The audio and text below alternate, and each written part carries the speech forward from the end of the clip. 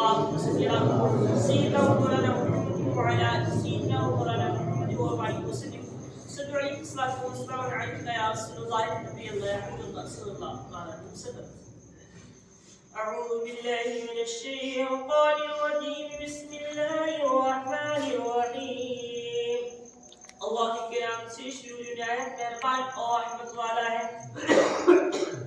أَوَلَمْ يَسِيرُوا فِي الْأَرْضِ فَيَنظُرُوا كَيْفَ كَانَ عَاقِبَةُ الَّذِينَ مِن قَبْلِهِمْ كَانُوا أَكْثَرَ مِنْهُمْ وَأَشَدَّ قُوَّةً وَآثَارًا فِي الْأَرْضِ فَمَا أَغْنَىٰ عَنْهُم مَّا كَانُوا يَكْسِبُونَ. ارشاد ہوتا ہے بے شک کیا انہوں نے زمین میں سفر نہ کیا کہ دیکھتے ان سے اگلوں کا کیسا انجام ہوا. وہ ان سے بہت تھے اور ان کی قوت اور زمین میں نشانیاں ان سے زیادہ, تو ان کے کیا کام آیا جو انہوں نے کمایا. اللہ اکبر. جب تمہارے پاس شاپ ہے کہ انہوں نے زمین میں سفر نہ کیا کہ دیکھتے ان سے اگلوں کا کیسا انجام ہوا. یعنی دوسری قوموں نے زمین میں سفر کیا اور انہوں نے نہ دیکھا کہ ان کا کیا انجام ہوا. اس کا ان لوگوں نے اللہ رب العزت کے حکم کی نافرمانی کی, نبی کی شان میں گستاخیاں کی. تو ان لوگوں کے لیے جیسے ہم لوگ دیکھ رہے ہیں قرآن مقدس میں پڑھ رہے ہیں کہ پہلے کا انجام کیا ہوا, پہلے کے حالات کیا ہوئے. پہلے کے حالات تو یہ تھے اگر کوئی قوم گناہ کرتی تھی تو اللہ رب العزت پوری قوم کو ہلاک اور برباد فرما دیا کرتا تھا. اللہ اکبر. یہ قوم محمد صلی اللہ علیہ وسلم پر اللہ رب العزت کا احسان ہے اور یہ نبی کے صدقے میں احسان ہوا. میرے آقا صلی اللہ علیہ وسلم کی دعا کا یہ نتیجہ ہے, یہ صلہ ہے کہ اللہ رب العزت میرے نبی کی امت کو ہلاک نہیں فرمائے. یہ بہت بڑا اور آپ کا احسان ہے. نبی صلی اللہ علیہ وسلم کی دعا تھی. ہر نبیوں کے لیے دعا کا موقع دیا جاتا ہے, 3 دعائیں دی جاتی ہیں. تو وہ 3 دعائیں جس وقت جب خواہشیں ہوتی ہیں, وہ جس وقت جب چاہتے ہیں نبی مانگتے ہیں, اللہ رب العزت عطا کر دیا کرتا ہے.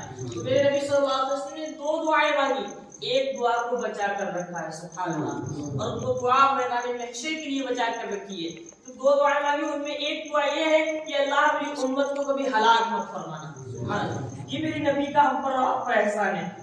اللہ تبارک و تعالیٰ سے آپ نے دعا کی اللہ میری امت کو کبھی ہلاک مت فرمانا. آج ہم کتنے گناہگار ہیں, دیکھو تو صحیح, کتنے ہم سے اور آپ سے بڑے بڑے گناہ ہو جاتے ہیں. ہم اتنے گناہ کرتے ہیں, اللہ رب العزت کے اتنی نعمتوں پر بھی اس کا شکر ظاہر نہیں کرتے, گناہ پر گناہ کرتے چلے جاتے ہیں. لیکن رب تبارک و تعالیٰ کبھی ہمیں اور آپ کو وقت پر ہی عذاب نہیں فرماتا ہے, وقت پر ہم پر اور آپ پر عذاب نہیں آتا ہے.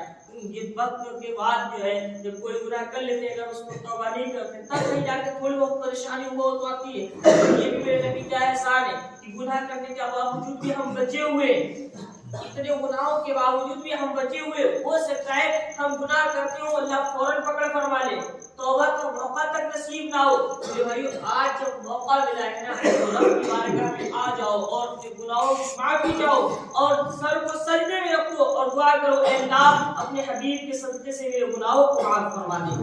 یہ حقیقت ہے کہ جب رب تبارک و تعالیٰ کے بندوں سے گناہ ہو جاتے ہیں اور جب وہ اپنی رب کی ہی بارگاہ میں لوٹ واپس آتے ہیں اور نبی کا وسیلہ دیتے ہیں, تو رب تبارک و تعالیٰ تمام گناہوں کو اپنے بندوں کی معاف فرما دیا کرتا ہے. اور قرآن مقدس میں آتا بھی 5ویں پارے میں پڑھو انہم اذ ظلموا انفسهم جاءوک فاستغفروا اللہ واستغفر لهم الرسول. اے محبوب, ان سے اگر کوئی گناہ ہو جاتا ہے تو آپ جب تمہاری بارگاہ میں آ کے اور تمہیں گواہ بنا کر توبہ کر لیتے تو ان کے گناہوں کو بھی معاف فرما دیتا. ہم تو نبی کے امتی ہیں, اگر کوئی گناہ ہم سے ہو بھی جاتا ہے اور تو شرمندہ ہو جائے, ارے رب کی بارگاہ میں آ کر معافی اور تلافی کر لے تو اللہ گناہوں کو معاف فرما دیا کرتا ہے. ارشاد ہوتا ہے وہ ان سے بہت تھے, بہت زیادہ لوگ تھے, تو ان کی قوت اور زمین میں نشانیاں ان سے زیادہ, تو ان کے کام کیا آیا جو انہوں نے کمایا. جو انہوں نے غلطیاں کی کیا وہ کام آ سکتی ہے؟ ہرگز نہیں. یہ معنی یہ کہ اگر یہ لوگ زمین میں سفر کرتے تو انہیں معلوم ہو جاتا کہ منکرین کا کیا انجام ہوا، وہ کس طرح ہلاک و برباد ہوئے، اور ان کی تعداد، ان کے زور، ان کے مال کچھ بھی ان کے کام نہ آ سکے۔ اللہ اکبر، ان کی طاقت، ان کا مال، ان کا رتبہ، ان کا پیسہ کچھ بھی کام نہ آیا، ان کی تعداد کچھ بھی کام نہ آئی۔ کیوں؟ کیونکہ انہوں نے نبی کی نافرمانی کی۔ کیوں؟ کیونکہ ان کے رب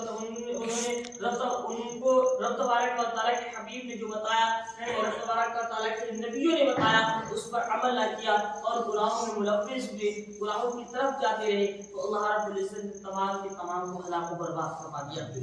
بات ایک قوم کی نہیں، بات قوم لوط کی کرے، قوم عاد کی کرے، قوم ثمود کی کرے، نوح علیہ السلام کے زمانے کی بات کرے، طوفان نوح آیا، اللہ نے جو نوح علیہ السلام کے ساتھ تھے انہی کو بچایا اور باقی سب کو ہلاک و برباد فرما دیا۔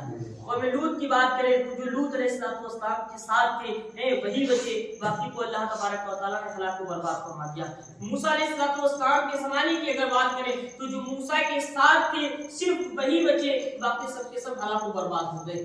اسی طریقے سے آپ دیکھ لیجئے، اب میں آپ حضرت کو بتانا یہ چاہتا ہوں کہ جو نبی کے ساتھ ہے دنیا میں بھی محفوظ ہے، میدان محشر میں بھی محفوظ رہے گا، اور جو نبی کے ساتھ نہیں ہے دنیا میں بھی ہلاک و برباد ہوگا اور قیامت والے دن حساب و کتاب کر کے جہنم کے حوالے کر دیا جائے گا۔ تو پتہ یہ چلتا ہے جو نبی کا ہوتا ہے رب تبارک و تعالیٰ اسی سے راضی ہوتا ہے اور وہی جنت کا حقدار ہوا کرتا ہے، اور جو نبی کا نہیں وہ پھر کسی کا نہیں، نبی کا نہیں ہے پھر وہ جہنم میں ہی جائے گا۔ تو اللہ تبارک و تعالیٰ کے قرآن پاک سے صاف پتہ یہ چلتا ہے جو نبی کا وسیلہ دیتے ہیں، نبی کے ساتھ رہتے ہیں، اللہ انہیں ہمیشہ ہمیشہ کے لیے بلندی عطا فرماتا ہے۔ ہم اور آپ تو پیارے آقا صلی اللہ علیہ وسلم کے امتی ہیں، ہم اور آپ ان کے غلام ہیں، تو کیوں نہ ہو اتنی مضبوطی سے آقا کا دامن تھام لیا جائے تاکہ دنیا میں بھی کامیاب ہو، قبر میں جائیں وہاں پر بھی کامیابی ہو، حشر میں جائیں وہاں پر بھی کامیابی ہو، کہیں پر شرمندگی نہ محسوس ہو، کیونکہ نبی کے امتی ہیں، نبی کے چاہنے والے ہیں، تو یہ نہ ہو کہ کیسے ہیں یہ نبی کے چاہنے والے، یہ دنیا میں اس طریقے سے رہتے ہیں، اس قدر رہتے ہیں۔ ارے نبی کے چاہنے والے تو وہ ہوا کرتے تھے جن کو دیکھ کر لوگ ایمان لے آیا کرتے تھے۔ نبی کے چاہنے والے ایسا بنائے کہ اللہ تبارک و تعالیٰ اپنے حبیب کے صدقے توسل سے دنیا میں بھی عزت عطا فرمائے، قبر میں بھی عزت عطا فرمائے، اور میدان محشر میں جنت عطا فرمائے۔ اللہ تبارک و تعالیٰ سے دعا ہے مولا تعالیٰ پڑھنے اور سننے سے زیادہ عمل کرنے کی توفیق عطا